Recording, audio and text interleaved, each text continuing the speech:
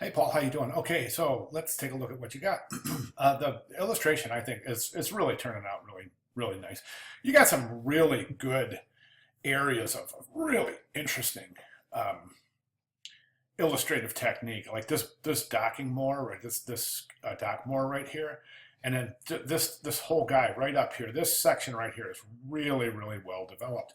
I think much more so than some other areas. Like for instance, this is super underdeveloped. Okay, let me give you my reactions. The first thing I think is there's a disconnect between the guy in the bubbles and the guy up here. This is clearly does not look like the same guy. This guy looks like an old guy. This guy looks like a younger guy. It's the color of the hair. This guy's got like it almost looks gray because of the way that you have it, and then it looks like he's got this mustache. I know it's the way that his mouth is, but it's just indicating a different guy. I mean, the first thing I thought when I looked at it is, why are they two different guys? Okay, so I would work on a more accurate representation, likelihood of the guy himself throughout the different iterations you're showing. The next thing I think is that the bubbles are, okay, this bubble right here is going to get missed. It's going to get missed just because of just the way it's placed. And I think generally you're really congested right through this part of the illustration. The reason I say this is going to get missed, and this is a critical part of the illustration. It goes from the bucket from the bucket, and this is good. I would make this bigger. You have the bucket kind of transparent, and you can see the hook about. That's important. We really need to see that. And then also, I think that we need to see him up here actually reaching into the bucket. Okay, then bring this down so we can see what's going on inside the bucket. You see what I'm saying? Okay, now, as I said, I think this frame is going to be missed because the way it's placed. Right now, we're starting top center. Now, you know that we have we tend to read left to right, top to bottom. So we've already started here. Naturally, we're going to go here. And that's just a natural sight line that's going to be followed. As a matter of fact, you're actually pointing in that direction. You're actually indicating that's where you want the viewer to go because of this line right here. This phantom line right here is actually pointing right to this frame. Okay, so I'm thinking the viewer is going to skip right over that and just go, wait, what's going on here? You see what I'm saying? For that reason, I would suggest recomposing the placement and the way that these are presented. For example, I definitely think that it should go the guy reaching into the bucket, then about to get hooked, and then after that, the next frame is the guy with the finger, the hook in his finger. Okay, and I would pull that away from his face a little bit because that's getting jumbled up. We can't see the hook. There's just too much going on right here. So pull the hand away from the face. We can clearly see he's got a hook in his finger. All right, then down here you go, okay, so then the next one is this, where I think this should come first. Shouldn't he be looking at the finger, the hook in his finger, going, what the heck? Then all of a sudden he gets popped in the idea with popped in the head with the idea? It shouldn't be, okay, he's got a hook in his finger, he gets the idea, then he looks at his finger. Do you see what I'm saying?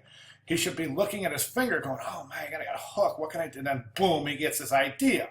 Then we start assembling the idea itself.